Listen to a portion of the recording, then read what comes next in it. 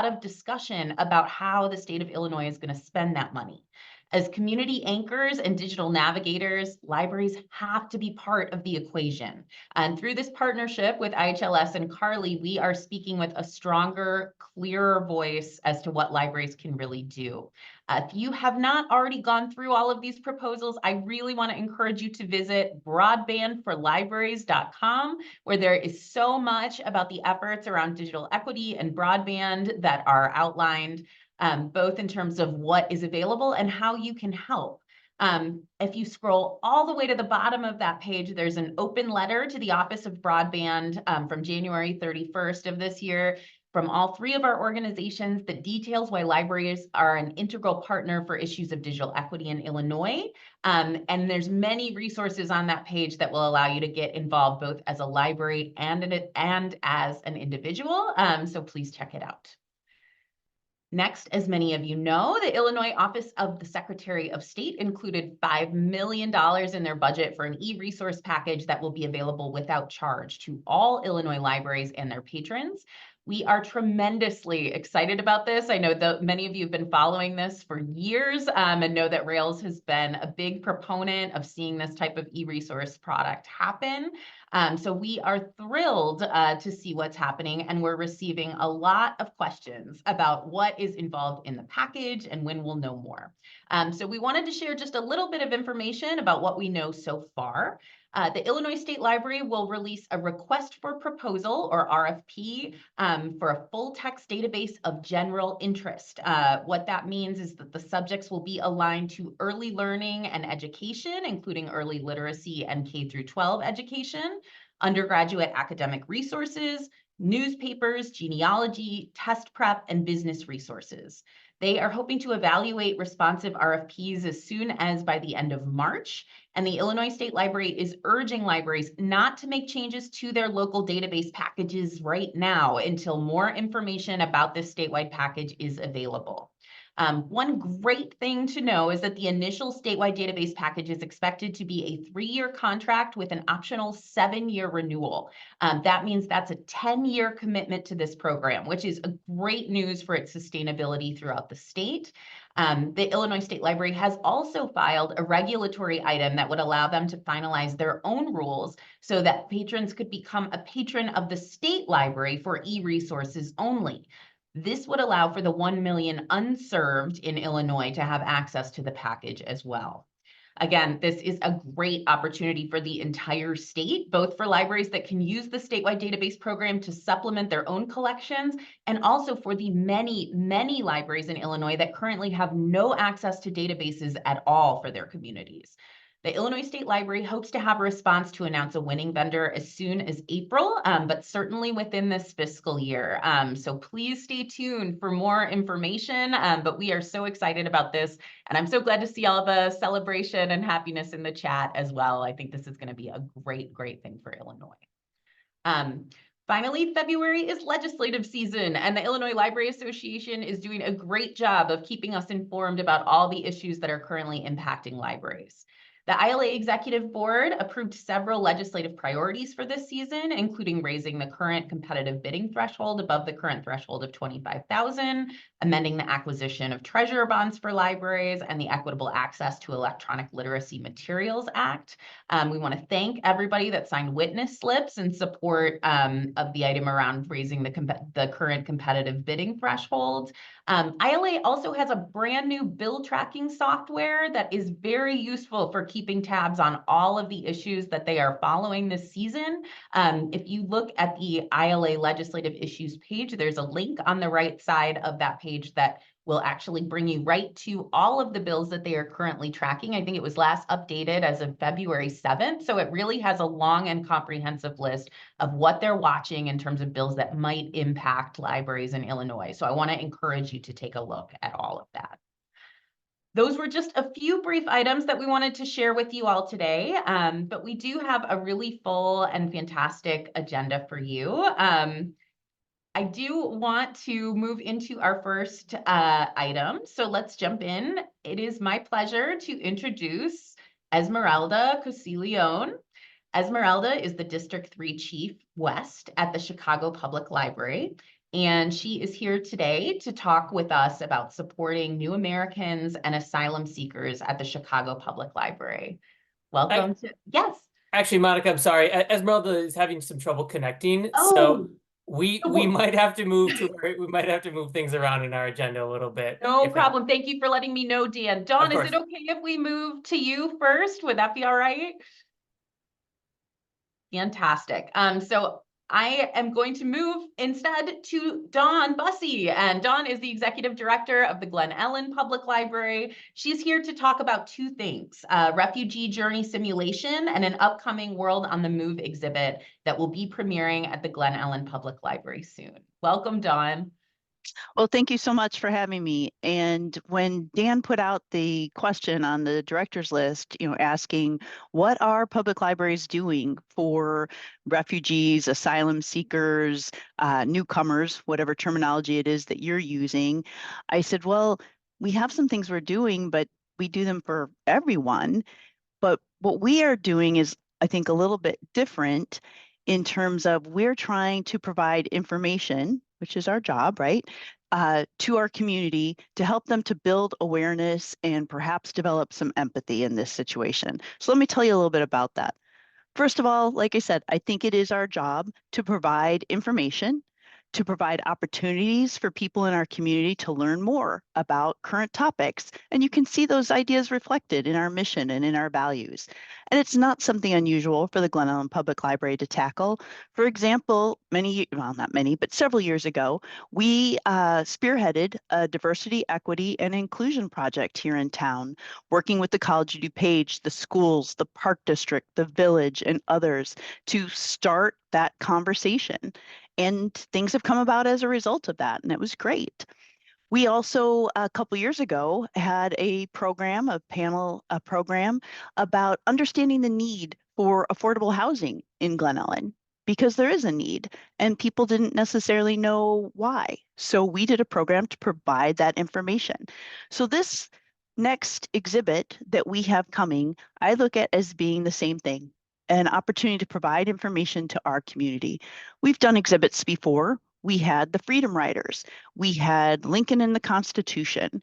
We had pools, patios, and the development of the backyard in America, which was a fun one. This one's a little bit different, though. This one is titled World on the Move, 250,000 Years of Human Migration. Now, I have to tell you, when Maggie Toman, our Director of Adult Services, brought this to me about 18 months ago, she said, we haven't had an exhibit in a long time. What do you think about this one? I looked at it and I said, well, it's either going to be really timely or it's going to be old news. Well, silly me, it's definitely not old news. It's going to be very timely, but it's going to be an amazing exhibit. It's put together by the Smithsonian and a couple others. And just to show you that the idea behind the exhibit is to showcase that it's a human experience. These are people, and what it must be like to be forced to flee or feel that you must flee your home. So that's what the exhibit is about. We were super excited when we had to do the application. You have to have a lot of other partners in the community. And again, remember, this was about 18 months ago. We started reaching out to the College of DuPage, to Wheaton College, to the high schools, to the K through 8 schools. And they were all interested in being partners for this. And so that was super exciting. So we put together the application and then we found out that yes, indeed, we were going to have the exhibit come, and we are the only library in Illinois that was selected. So we do feel pretty honored by that. And this exhibit is coming to us then July 27th through August 30th. On the evening of the 26th, our friends and foundation are actually going to use it as an after hours opportunity to invite their donors, and they'll get like a guided tour through the exhibit. There will be some of these guided tours available while the exhibit's here too. So if you are interested, or if some of your patrons or members, as we refer to them, are interested, please, have them come and check out this exhibit here at the Glen Ellen Public Library. We're really looking forward to it. Now, I am going into it with eyes wide open. I do know that there will be some pushback from people in our community. As a matter of fact, the very first mention of it that we put into our published newsletter that goes out to all the homes, which is about 3 newsletters ago, so about 3 quarters ago, I already had, a comment that we shouldn't be doing this. The library shouldn't have a political agenda, and so I talked to that individual, and we agreed to disagree. And then when our friends organization put out their annual gift letter, they put a mention in there about the World on the Move exhibit because of the fact that they are going to have this, donor event, and they got a pushback comment too. So going at it eyes wide open, we're going to put together some talking points for our foundation board and our friends board and our library board and our staff to be able to address the fact that we will get some pushback on this. In order to have the exhibit, we also had to have some programming leading up to it. I mentioned before that diversity, equity, and inclusion project that we did here in Glen Ellen. Out of that came a community relations commission, and I serve as the library liaison to that commission. And that commission has been wanting to try to do some educational programming in our community. So when we needed to do some programming leading up to this World on the Move exhibit, they seemed like great partners. And they will be partnering with us to provide this program. It's called Fleeing for Your Life, a Refugee Journey Simulation. Now, this is not something we're putting on ourselves. There's an organization by the name of Exodus that will be putting this program on for us. And they've done it many times before. It's even been held at the College of DuPage a couple times. I was unable to attend myself, but I have talked to several people who've gone, and they say that it's really, really a moving experience. So let me tell you a little bit more about it. First, it's going to be held on April 20th here at the library. There'll be 3 different sessions and people will have to register. And what happens is they actually take you through a version of a journey of what one of these refugees or newcomers are experiencing. They start off, they break it into 5 sessions or 5 groups. You start off with an introduction where you're assigned a persona. So maybe you're the grandma or the uncle or the child. So you find out who you are and get a little bit of information. Then you go to the next place. The next place, they actually have these blow up rafts that you see. They're like life rafts and life vests. And you've got your personas. And so now you're figuring out, well, how many people actually fit in the raft? And there aren't enough life jackets. So you have to decide, do the kids get the life jackets or do grandma and grandpa get the life jackets or whoever else is in your group? So you have to make some decisions. So then you make it to the next place, which is entering the new country. And in that new country, you're given a clipboard with a bunch of paper on it written in gibberish to be as though you were arriving in that new country and all these papers were in a different language. And you have to try to figure out how to answer these questions. Then you go to the next place, which is an encampment. At that encampment, you're given some more information. You're kind of put back in your group and told to figure out, okay, so now you're here. Now what are you going to do? And then the final one they go to is sort of a debrief to talk about the experience. So again, we are really looking forward to holding this program with the hopes of enlightening and informing and perhaps, creating some empathy in our community. Now, that said, some more recent developments. As you know, there's been these buses that have been coming to different communities on the train line, Glen Ellen being one of them. We, up to date, have had 11 different buses come to our train station with about 35 newcomers per bus. The police department has been just making sure that people safely get off the bus and into the train station and onto the train. And that has been working smoothly. And we actually haven't even seen a bus for some time now. But then many of you probably heard about the grant money that was being made available by the governor. And so we actually had a conversation here, the village, the school districts, the park districts, the police department, and the library, to talk about the possibility of applying for that grant and would we be able to house a group of people, provide all the different services that they needed. And we determined that really wasn't, we didn't have the bandwidth. We really didn't have the resources to do that. So the Village of Glen Ellen has not applied for any of those funds. Now, that said, I mentioned earlier that there are some things that we do here at the library that could be of direct help to these newcomers. That's the terminology that we're using here in Glen Ellen. And those are things that many of you have too, like our community cupboard. Our community cupboard we started just over a year ago, and it's stocked, as you would imagine, with toothbrushes and toothpaste and socks. And in the wintertime, we try to have gloves and hats. And in the summertime, there's sunscreen and t-shirts. And we have seen an uptick in usage of the community cupboard. Is it a direct correlation to the fact that we have newcomers in our community? Perhaps. But as you know, we don't really monitor who uses a community cupboard. We just see what is, taken from the community cupboard. We do know, though, from talking to our schools, that we do have some families of newcomers that have joined other families, we might say, here in town, or friends, and we know that because they're enrolling in our schools. So perhaps they are utilizing the community cupboard, but community cupboard is there for everyone, so that's fine.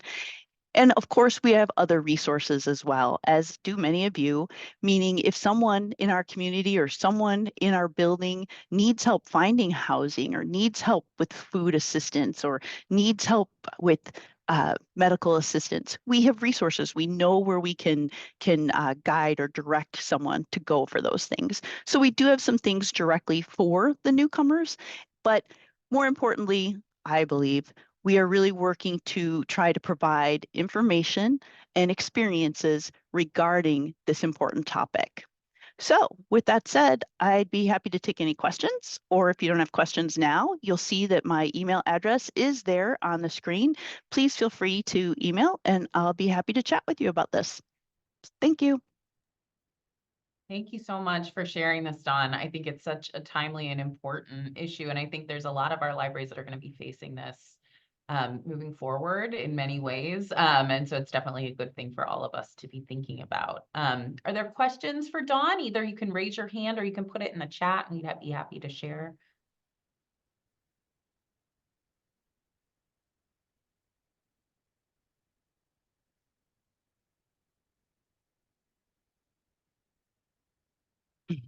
Well, Dawn, we really appreciate you being here and sharing the story of what you're doing. Thank you so much for taking the time. Dan, have we heard anything from Esmeralda yet? Yes, she's here. I am here. Wonderful. Hello, Esmeralda. We're so excited to have you. Thank you so much for being here with us today. It's my pleasure to welcome you. Esmeralda Coselion. She is the District 3 Chief West at the Chicago Public Library, and she's here today to talk about supporting new Americans and asylum seekers at the Chicago Public Library. Welcome, Esmeralda.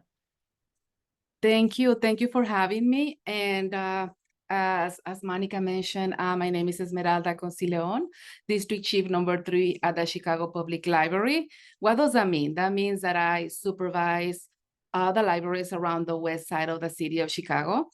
Thank you for inviting me and having this opportunity to give you information and share everything that we have been providing to the newcomers inside of the library and outside of the library. Before I move into details about our job, I would like to provide some information from the City of Chicago dashboard so we have a better idea of numbers. Are you able to see my presentation by any chance? Yes. Okay. Yes. I am very sure that we hear these numbers everywhere in media, social media, but this is actually information that has been updated in the City of Chicago website. And as we can see, families and individuals have been arriving to the Chicagoland area since August 2022. And as of today, we have received around 818 buses.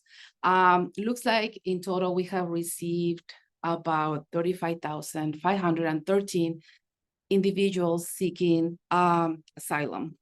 And we have around 12,947 individuals living in shelters.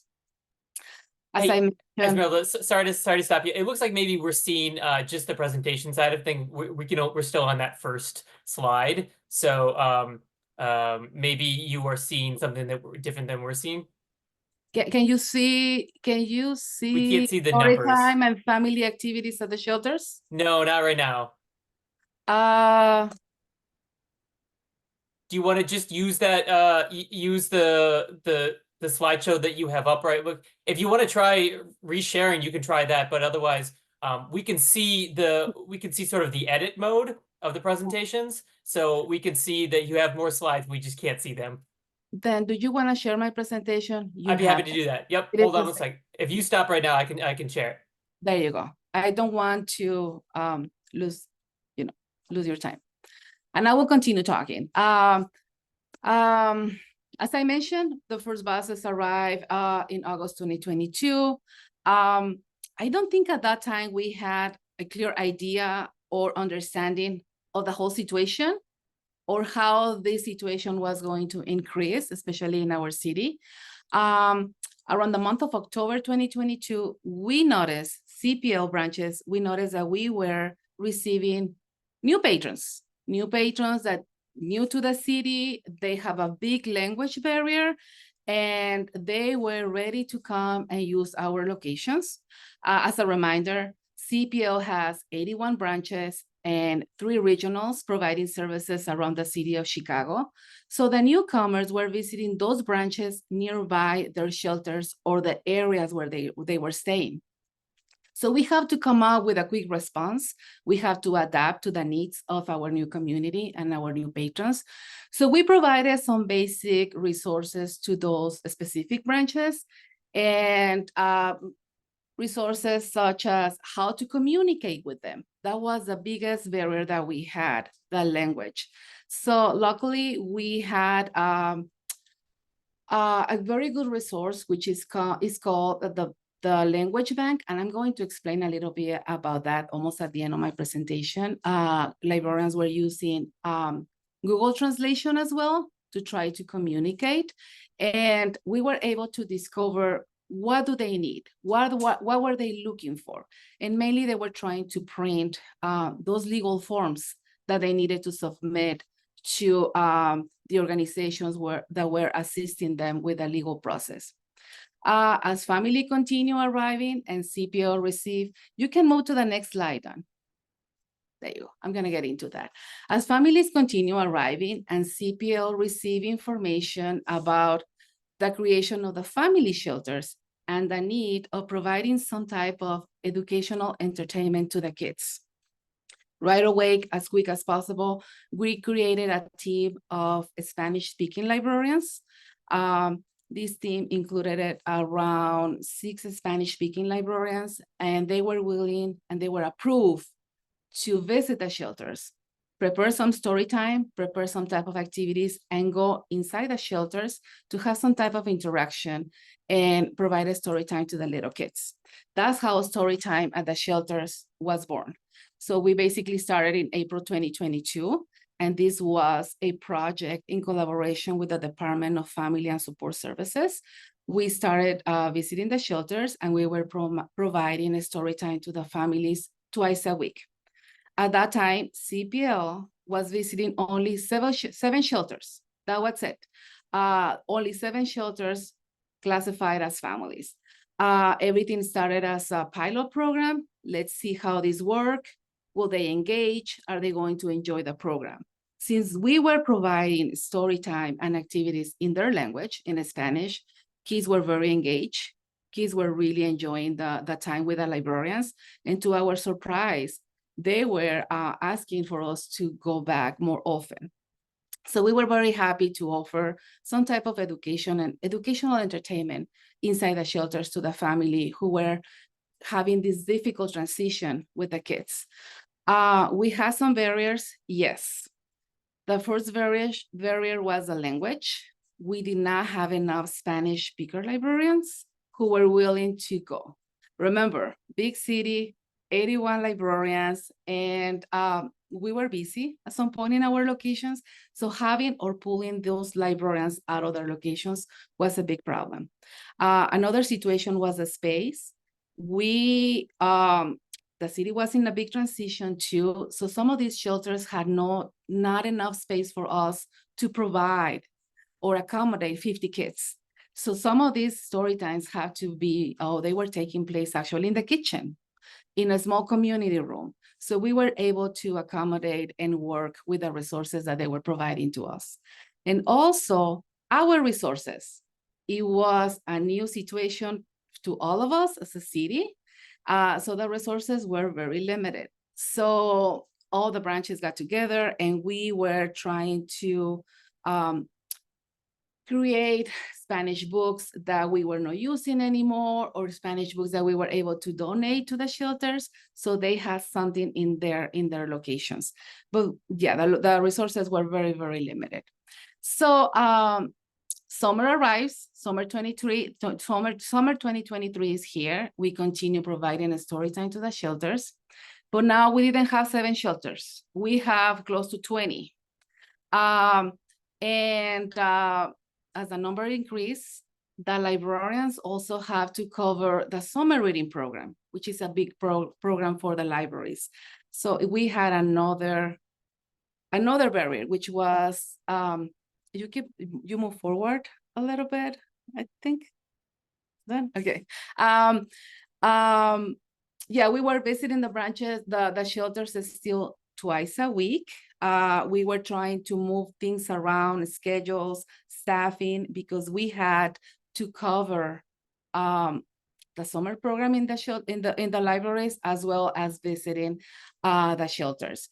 At the end of the summer, around September 2023, CPL was informed that kids were attending schools. And now we have to move from visiting the shelters during the week to the weekends. So now we move from story time to family activities. What was a family activity? A family activity includes that 2 librarians will visit the shelter. We provide a story time, but we also provide Legos, coloring sheets, color, or any type of games that we think they may like, or they may like to play.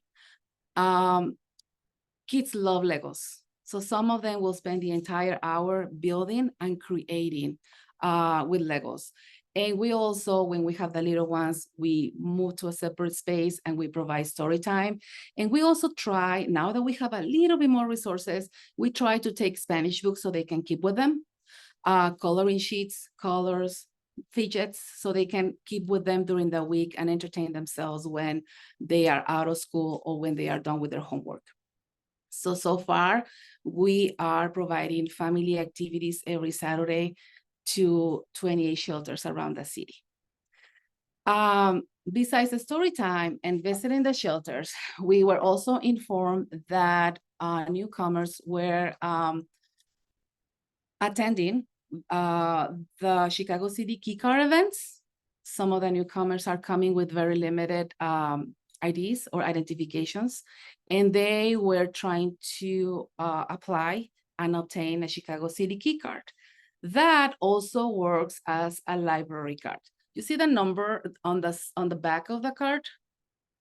We are able to activate that number as a library card. So city clerk office call us and say you have to work with us, and we were following them around the city, all those events where they were providing the Chicago City Key Card to the newcomers. And right there, we were able to activate the number in the back, so they also had a library card that they were able to use.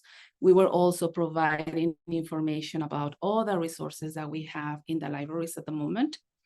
I'm not sure if you have participated in one of these events, but applying for this card and waiting for this takes hours. They wait in line outside of the location for 3-4 hours, and then they have to go in, fill out the documentation. So it takes hours. So what we are always doing too is we do story time. While they are waiting for the process, we are assigned to a space and the kids go and they do some coloring and we provide a story time so they can wait for the families and they can, don't be bored, because kids are active and they move around too much. So that's another service that we are providing. Also thinking about our librarians that at the moment are welcoming all these newcomers, all this new community, and now they are everywhere in the city. We needed to provide some support to the librarians who are actually assisting and providing service. What do? We created a team page, and this page includes instructions on how to access language assistance. As I explained, we have a big barrier, which is the language, the Spanish. We have 2 resources for our librarians. We have the language bank, which is an internal list of CPL staff who speaks a different language, and how they can contact them and assist with translation. For example, I speak Spanish. So in that list, you will find my name with my contact information, so they can call me anytime and say, can you help me with translation? So we are able to communicate with them. I noticed, and I have been told that they use Google Translate all the time, and it works very well for librarians and newcomers as well. We also have the city language line, which is a city phone number that CPL can call. Any CPL staff can call, and they will assist with translation as well.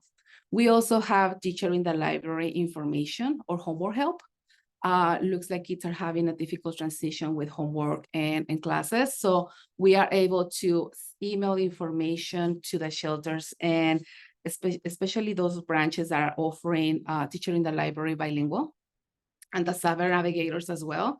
Since they need to print legal documentation and forms, they receive information about what locations have a cyber navigator and who can assist with their printing material. We also have libraries as warming centers information. We also have those branches providing ESL classes in collaboration with Chicago Literacy. And we also have information about those organizations who are assisting newcomers with their legal processes, like Restoration Project, Catholic Charities. We have those handy in the Teams page, so they can only print the information and give it to the newcomers. And also, each location has compiled local information about donations, food distribution, other resources that they are looking around the city, so they have easy access to those basic needs that they are looking for. I have to say that CPL librarians have been very flexible, and they are adapting to a developing situation. It has been changing very quickly, and they are there ready to offer a service to the new families and welcome the kids and the new community that is now visiting Chicago Public Library. And if you have any questions, let me know. Thank you so much, Esmeralda. We really appreciate you being here and sharing the efforts that are happening at Chicago Public. Are there any questions right now with this group for Esmeralda?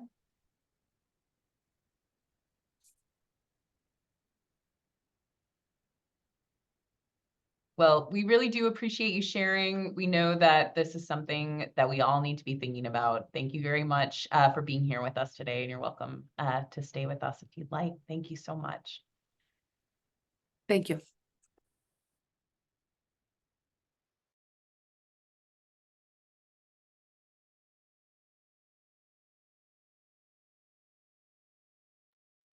Looks like we may have gotten Monica frozen here, but I'll take over because I actually have the agenda in front of me. So our next speaker, I'm very excited to announce, is a Rails employee. It's Jeanette Durucki, who's the Rails Data Research Specialist. And Jeanette is going to be talking about a very exciting project, the School Library Advocacy Through Education project. We call it SLATE. On Monday, Jeanette helped launch the new SLATE dashboard. And so we are thrilled to welcome her to come here to tell you a little bit more about it. Welcome, Jeanette. Thank you so much, Dan. I'm excited to be here to share a little bit more about the SLATE project. You may have previously heard it referred to as the School Library Data Project at Rails.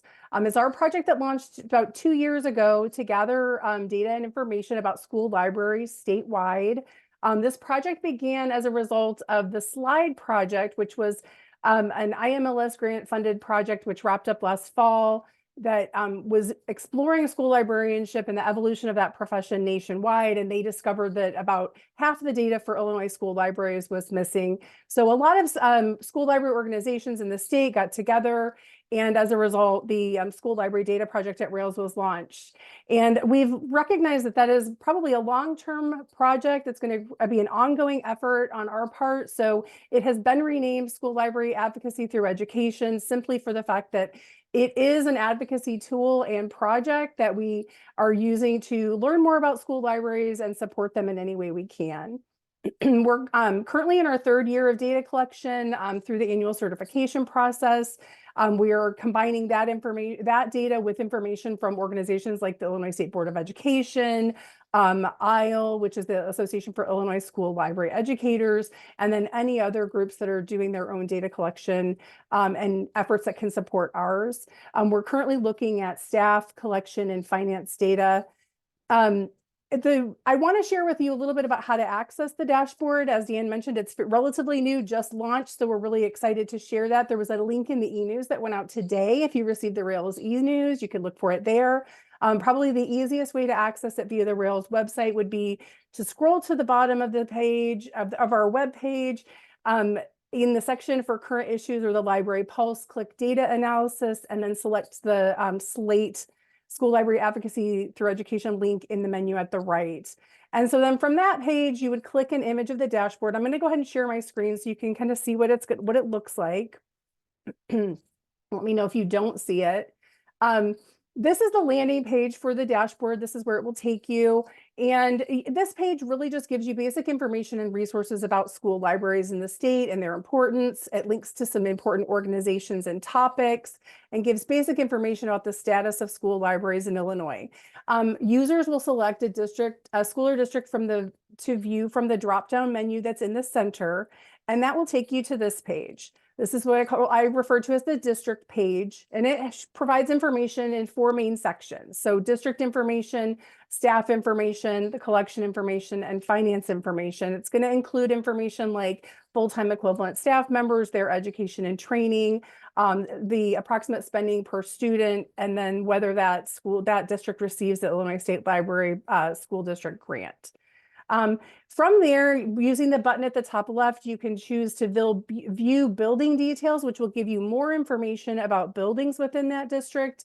And that page looks like this. So at first, when you get there, it will be a blank page, and you'll select a school from that menu at the top left. And I've chosen Canton High School here, and it gives you this basic building information, the same district details you saw on the screen before, some staff information, and then also explores the evidence-based funding model that the Illinois State Board of Education provides that includes recommended staffing levels for librarians and library aides. So that is really just a very, very basic overview of what the dashboard looks like. If you wanted to learn more, I am going to do a much longer session at the end of March, on March 20th, starting at 3:30. They'll host a 90-minute session. It'll go into a lot greater detail about the data that's included and what that looks like and how it's reflected. And I do want to talk just briefly before I finish about uses for the dashboard. So the way that the systems and then the state agencies are using this is to look at which schools have libraries, which schools have libraries that are staffed. We're looking at the education, training, and qualifications of those staff members so that we can learn how to better provide support for them. And we're also looking at the resources and access to resources they have to determine, again, how we can encourage partnerships between library agencies to increase access to resources for all students. Some ways to use this for advocacy for your own library agencies would be to just gain a better understanding and the big picture view of what's happening in your own school or district. Making comparisons between districts will be easier here. If you have a school, like a sister system that you normally compare yourself to, you can look at what resources are coming from them. And then we also have librarians who've already mentioned that they are using this tool to look at the flow of students from feeder schools into their buildings to see what kind of backgrounds they're coming from. Are they coming from an educational experience that includes things like literacy education and those types of library programs? So I think that's a really great advocacy tool that we're excited to provide. If you're looking for ways to become more involved with this project or to support it in any way, I encourage you to really take a look at the school libraries in your area, whether it's a district you work in, live in, or your friends or family attend. Or maybe even it's just districts that overlap with your library's service area. And just inform yourself about what's happening in that situation. And then understand the staffing and resources that they have available and consider how you could support or advocate for those schools. That could be through partnership between your organizations, voting in your local elections to make sure that school boards are full of people who support school libraries. And then also contacting your school administration if you are so moved, to express the importance of school libraries and what they mean for students in their educational experience. So I'm happy to answer any questions that you might have. That's, like I said, just a very quick overview of what's going on with SLATE. But thank you so much for this time. Well, I think we have Monica back, but I'll handle this. Jeanette, the comments are coming into the chat. This is going to be awesome, and I know so many people are excited about this tool. So, are there any questions for Jeanette before we let her go? Does anyone have any questions for how to use this or how they might be able to access this?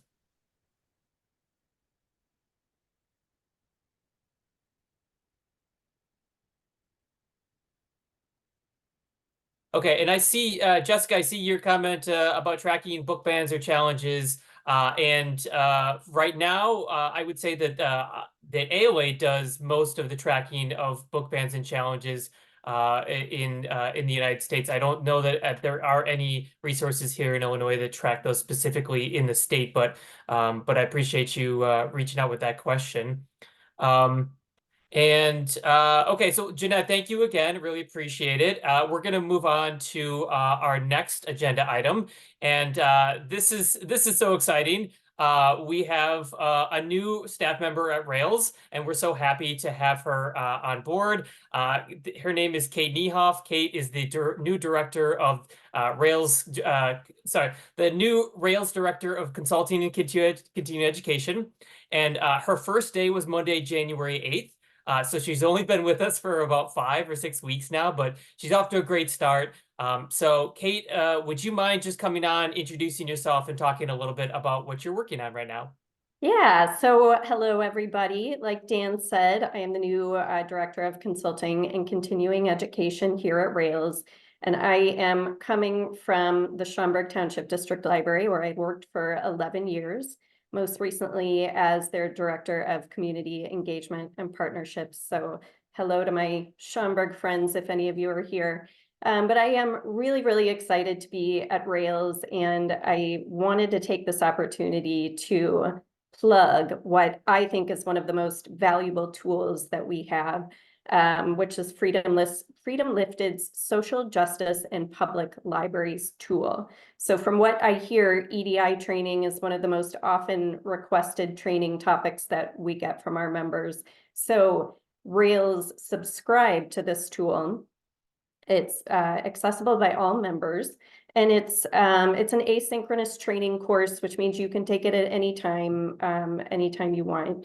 And it's broken up into really short, easy to digest chapters.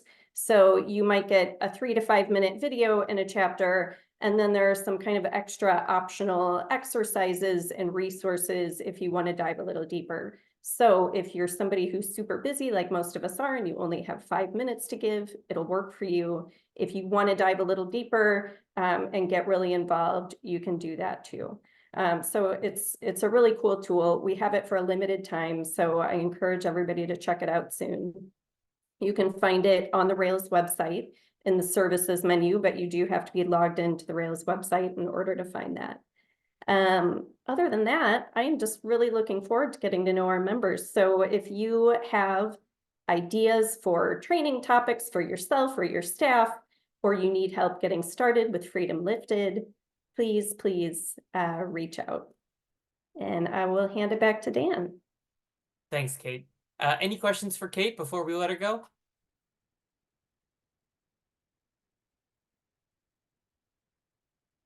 Kate, would you mind sharing your email address in chat?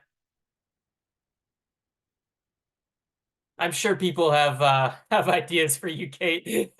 I'm sure you'll have a full inbox later today and tomorrow with ideas for continuing education. But yeah, Kate, we're so excited to have you on board. She's already off to a flying start, so welcome, Kate.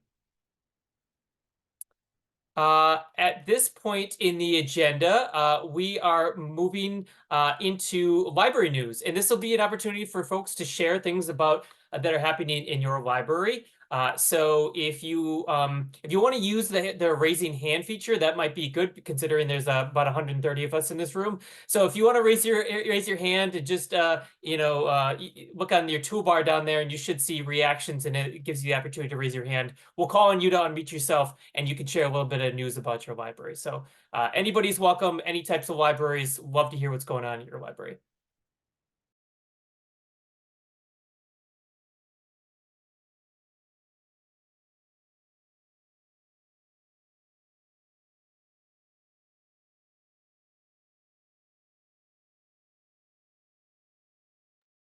While we're all thinking about those things, oh, there you go. Hello, Laura.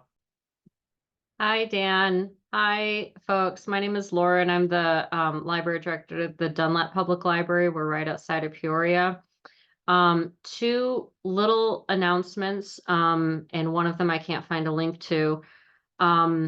My library has a traveling banner exhibit that is open to lend to any library. And right now the library in Richton Park has it, and it's going to be available later on this summer. The banner is the subject is Freedom, a History in the U.S. And there is a link. I sent something out like 15 months ago, but if you can't find it in the listserv, that's fine. If you're at all interested in possibly displaying this, and when I say banners, I mean the kind that like fold up from the floor and bring up like that kind of banner. Happy to lend them to any library who is interested.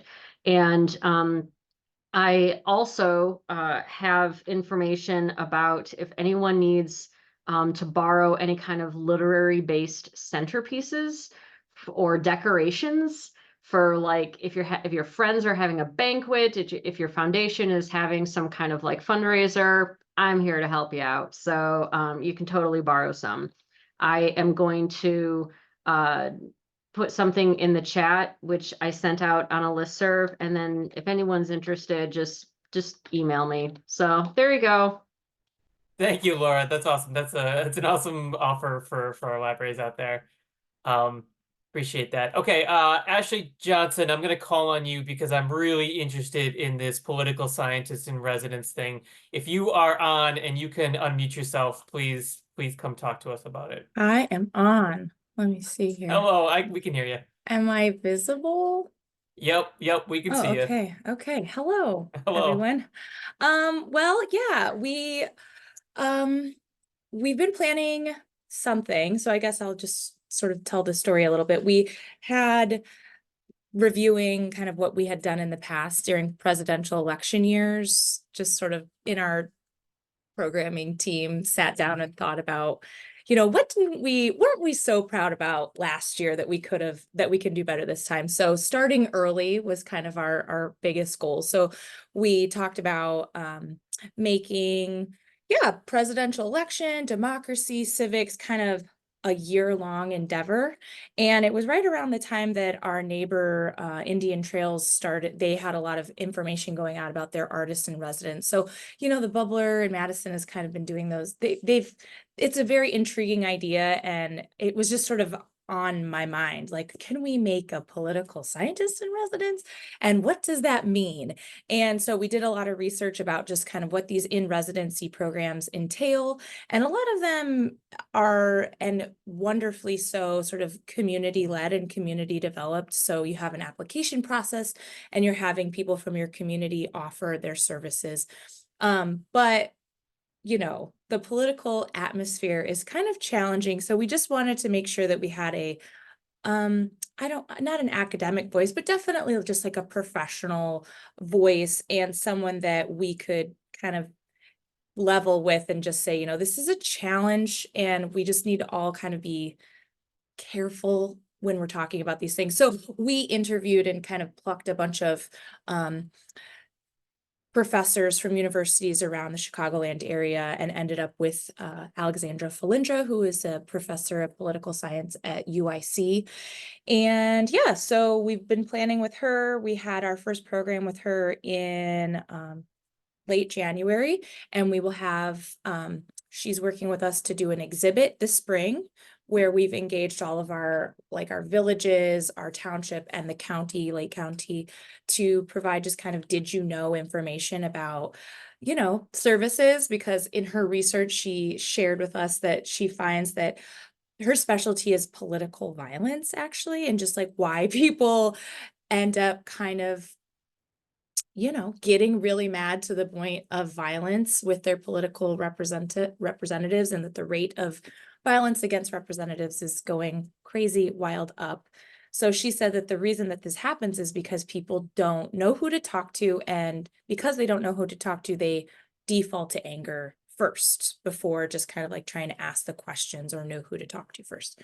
So we've kind of tried to, reverse engineer how to engage and how to make sure that people know who to talk to before they get mad about something. I mean, if we could solve that problem, we might solve a lot of other problems. But so, and then she'll lead something with teens. We're doing like a democracy trivia in the fall that will be coupled with our county clerk is going to come out and talk about, just the elections and election safety and security and all of that. And we've had a really great, response. We were in the Daily Herald about it. A lot of libraries reached out to us from all over the country, but we also had a lot of people who in our community that were interested in it. And so their questions sparked another instance of engaging her as our political scientist in residence, where we're going to host a fireside chat where we're gonna collect the questions instead of being like, we'll talk to the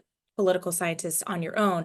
We're going to kind of produce an event where we can share, where our only endeavor is to answer questions from the community and kind of try and theme it out with the idea of everything else that is going. That is it's such a A cool lot of thing. information. We're gonna have to have you come back and talk about Oh, this more, because this sure. is really, really fascinating. It's such a good idea. Also, the statement, the political atmosphere is challenging, that you said is that's what a good one. Okay. Challenge. Thank you. you, Ashley, for sharing. Kate Hall, you've been waiting so patiently. Oh, I don't feel like I was waiting that long, Dan, but yeah, I actually am going to go and not talk about anything at Northbrook. I did want to mention Illinois Libraries Present is getting ready to launch our 4th season, and just wanted to mention for libraries that are current members, we're making it a lot easier this year, where instead you basically just have to opt out. But for libraries that have not been members, I thought it would be helpful. Our new season will be starting in September. This is our, believe it or not, 4th season already. We started during the pandemic, and we're going to be opening in September with Neil Gaiman. So we're pretty excited about that. And also have Erica Sanchez, who did I Am Not Your Perfect Mexican Daughter. We have Jason Reynolds coming, who has written a million amazing things. We have a chef coming, Art Smith, who's going to talk about holidays, and a comedian, Michelle Buteau, who's also coming, who's doing survival of, who currently has a Netflix show, Survival of the Thickest, and about body positivity. We have another children's author coming, Dan Santat, who did Beagle, which I love, and also is going to do a drawing workshop.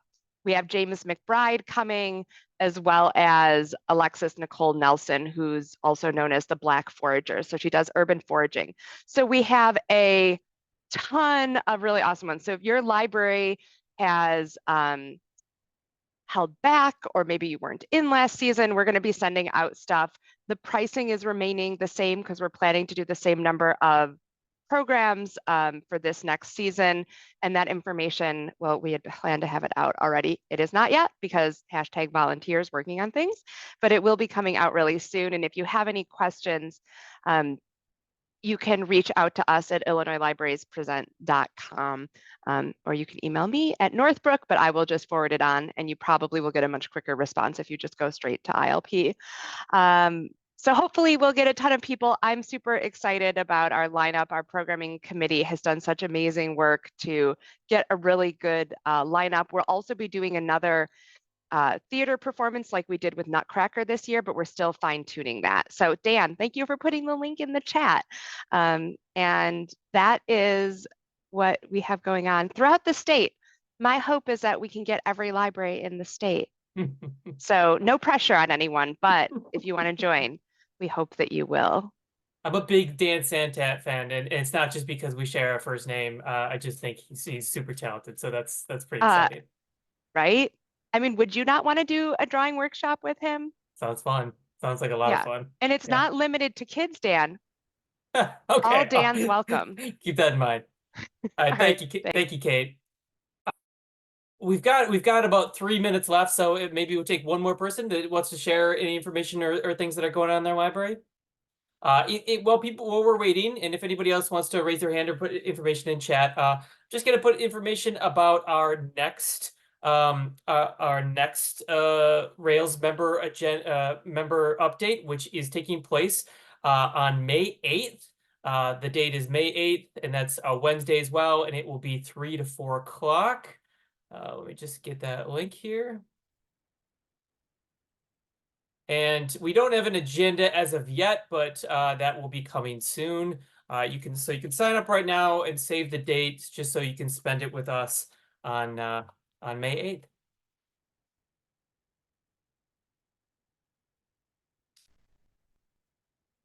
Well, I guess not seeing anyone else raising their hand. So I guess on behalf of everyone, thank you to all of our presenters who did a fantastic job. Thank you to everyone who came and shared. I really